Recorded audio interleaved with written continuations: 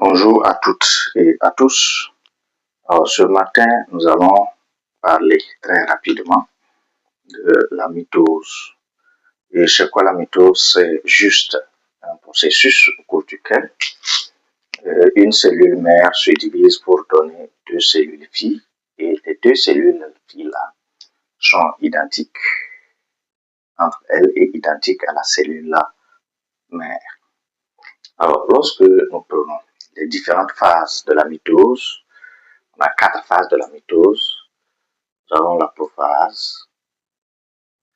Ensuite, nous avons la métaphase, qui est la deuxième phase.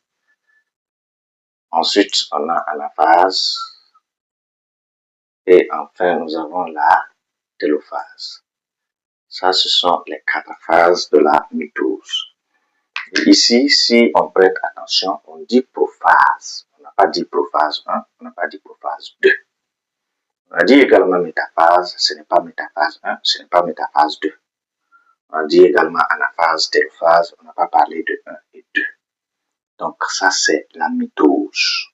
Une fois qu'on voit déjà prophase 1, prophase 2, métaphase 1 ou métaphase 2, anaphase 1 ou anaphase 2, télophase 1 ou télophase 2, ce n'est plus la mitose, mais c'est plutôt la méiose. Alors, lorsque nous prenons ces caractéristiques, ces phases-là, chaque phase a ses caractéristiques, mais on ne peut pas représenter toutes les caractéristiques sur le schéma. Alors, dans un premier temps, faut retenir qu'on a deux types de cellules. Il y a la cellule animale et la cellule végétale. Et au niveau de la cellule animale, nous avons sa prophase. Au niveau de la cellule végétale, il y a également la prophase. Mais attention, tout à l'heure j'ai dit on ne dit pas prophase 1. Mais on peut représenter deux sous-phases de la prophase, ou encore 3. Là, on peut utiliser tout simplement le terme début de prophase, prophase avancée et la fin de la télophase. Ce sont ces termes-là qui sont acceptés lorsqu'il s'agit de la mitose.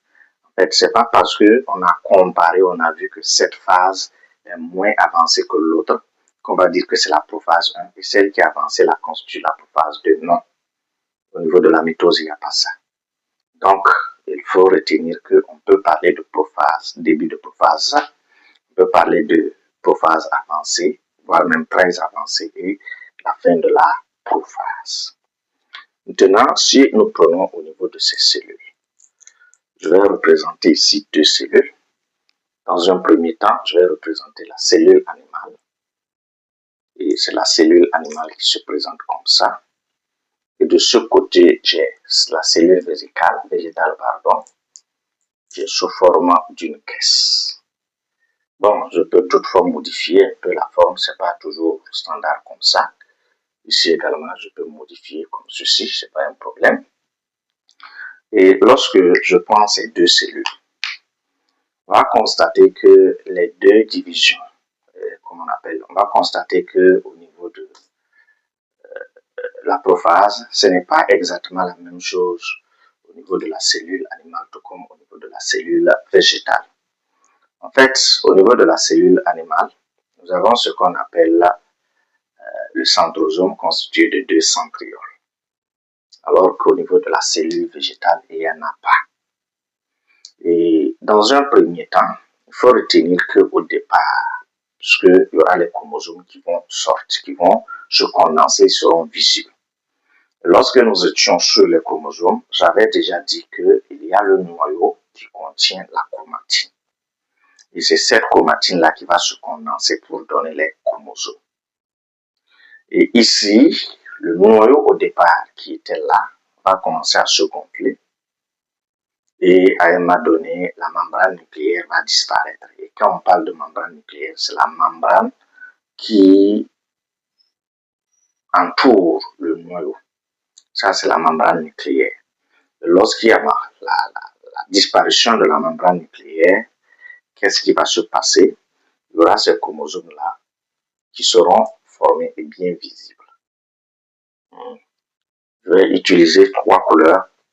Je vais utiliser trois couleurs pour juste représenter 6 chromosomes. Et les chromosomes ici, de même couleur, sont des chromosomes homologues. C'est-à-dire, on avait vu ça lorsque nous étions sur le karyotype, et on avait juste représenté les chromosomes homologues là par paire. Et ici, qu'est-ce qu'on a?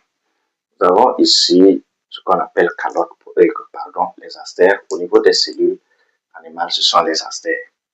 Et ces astères-là proviennent tout simplement de 2 centrioles provenant du centrosome. Et là, à partir des astères, il y aura des fibres polaires qui vont associer ces astères-là aux chromosomes. Non, pas des fibres polaires, plutôt des fibres chromosomiques. Ça, ce sont les fibres chromosomiques. C'est-à-dire les fibres qui relient ou encore qui passent par les chromosomes sont des fibres chromosomiques. Je vais utiliser le rouge pour représenter les fibres polaires. Ça, ce sont les fibres polaires en pointillés. Et ces fibres polaires-là ne sont pas en connexion avec les chromosomes. Ne sont pas reliées aux chromosomes. Ça, ce sont les fibres polaires. Donc, ici, ce qui est en bleu et en vert ici, constitue les fibres chromosomiques. Ça, c'est fibres chromosomiques. Et ici, ça, c'est fibres polaires. Et ce sont les deux là qui forment ce qu'on appelle fuseau de division. Et ça, ce sont les chromosomes. Ça, c'est un chromosome. Et ici, j'ai déjà dit que c'est l'astère.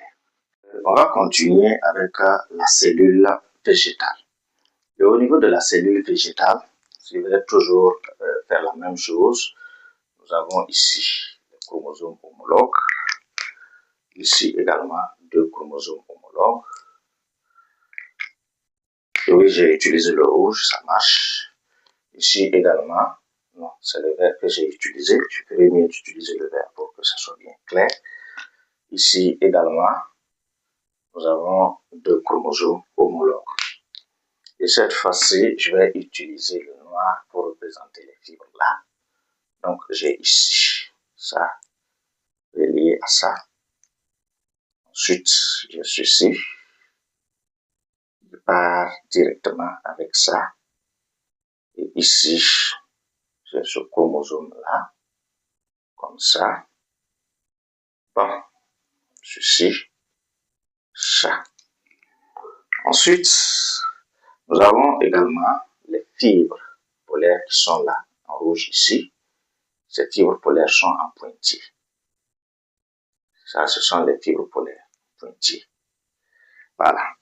Donc, lorsque nous prenons la différence qu'on a ici, on avait dit que ce sont les astères. Ici, ce n'est plus astère, mais c'est plutôt ce qu'on appelle calotte polaire.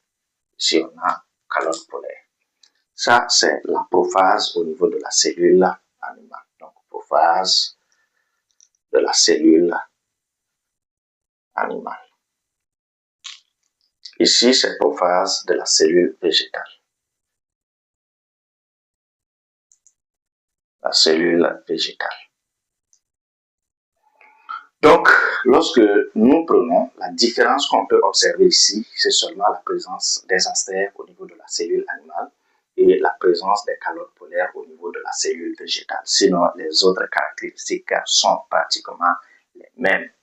Donc, il y a toujours le gonflement du noyau, il y a la disparition de la membrane nucléaire, il y a la disparition du nucléole et il y a la condensation de chromatine pour former les chromosomes. Alors, lorsque nous prenons le cas de la métaphase, c'est pratiquement la même chose au niveau des deux. Lorsque nous prenons le cas de la cellule animale, je vais juste utiliser la cellule animale. C'est les mêmes caractéristiques. C'est au niveau de la prophase et de la télophase qu'il y a des différences. On rencontre des différences. Donc ici, si nous prenons la métaphase, on va constater que tous les chromosomes sont disposés de façon à avoir la même distance entre eux par rapport à ce pôle et par rapport à l'autre pôle. Donc, on se retrouve avec ça. Là, ce sont les chromosomes et chaque chromosome a 2 chromatides. Chaque chromosome a 2 chromatides. Chaque chromosome a 2 chromatides. Et là, nous allons représenter nos fibres chromosomiques. Ça, ce sont les fibres chromosomiques.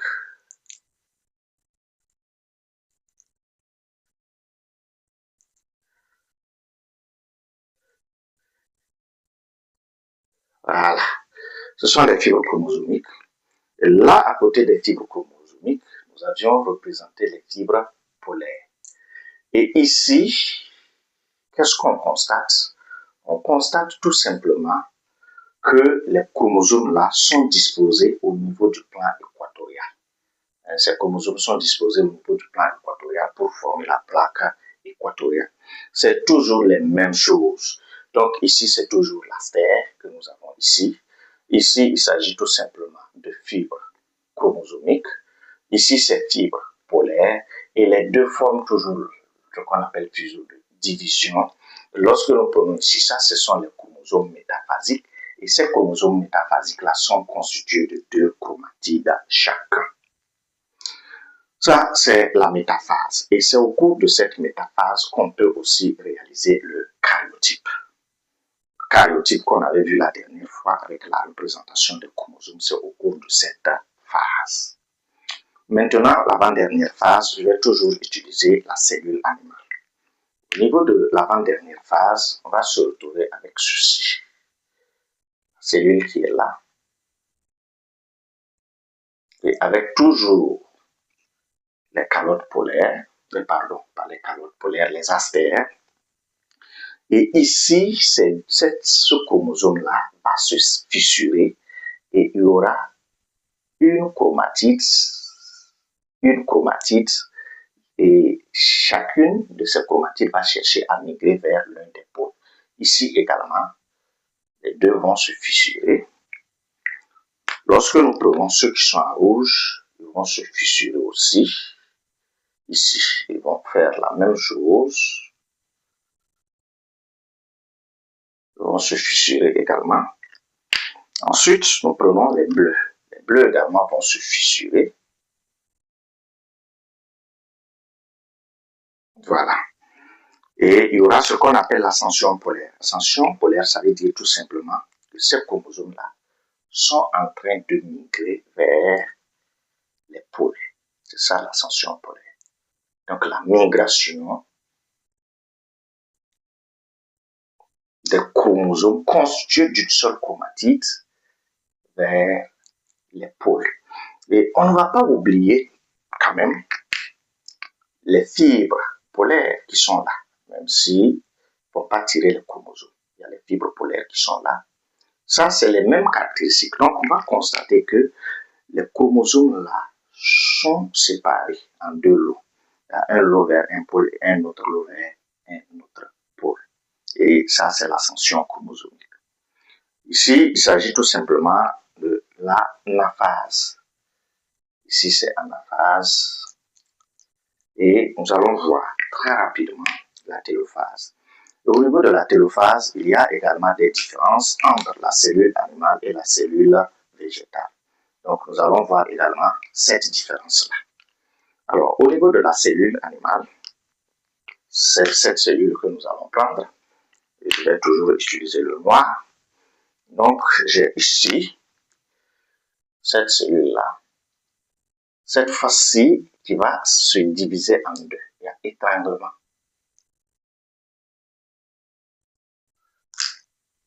Et le noyau est là.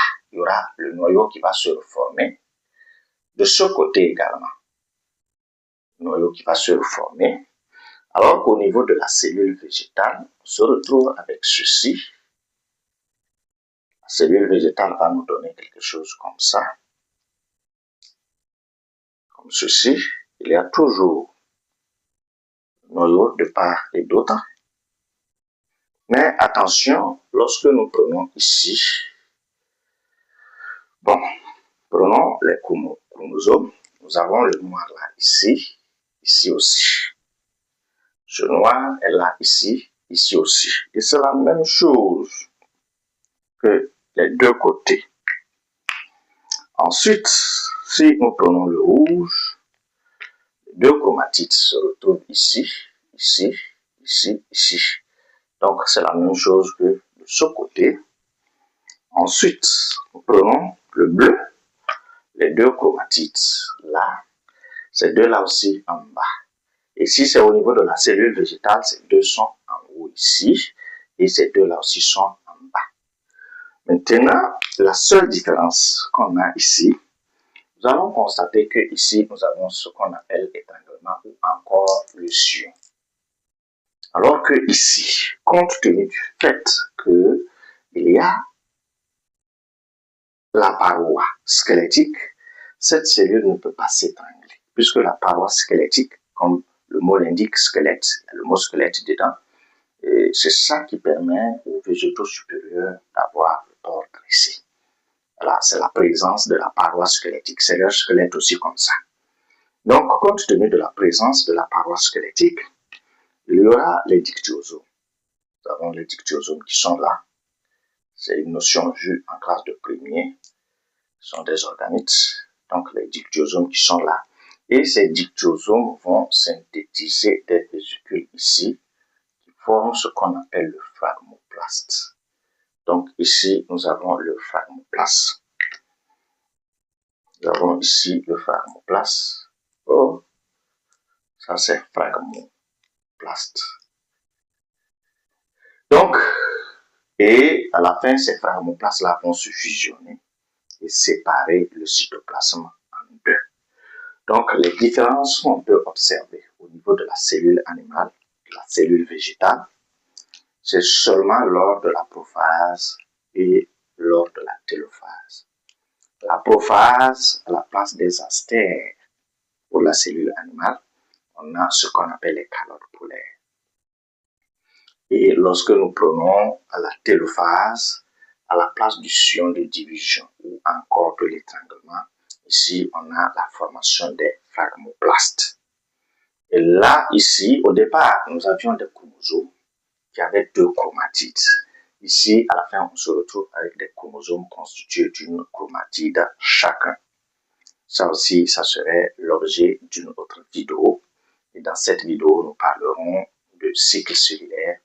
Et dans un premier temps, il faut retenir que le cycle cellulaire, c'est l'ensemble de la mitose et de l'interphase. Nous verrons qu'au niveau de l'interphase, dont la durée est d'ailleurs supérieure à la mitose, l'interphase est scindée en trois phases. Il s'agit de la phase G1, de la phase S et de la phase G2.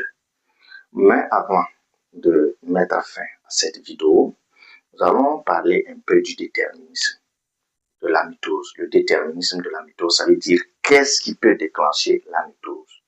Et dans ce déterminisme de la mitose, il y a des facteurs internes, c'est-à-dire des facteurs qui proviennent de la cellule elle-même. Et ces facteurs internes, on peut retenir le rapport nucléocytoplasmique, c'est-à-dire le rapport entre le volume du noyau et celui du cytoplasme. Ça, c'est un déterminisme. Donc, une fois que la cellule mesure, constate par exemple que le noyau n'arrive plus à satisfaire ou encore à gouverner le cytoplasme entier, qu'est-ce qu'il faut? Il faut déclencher une mitose pour qu'il y ait la division, pour que le cytoplasme soit divisé en deux.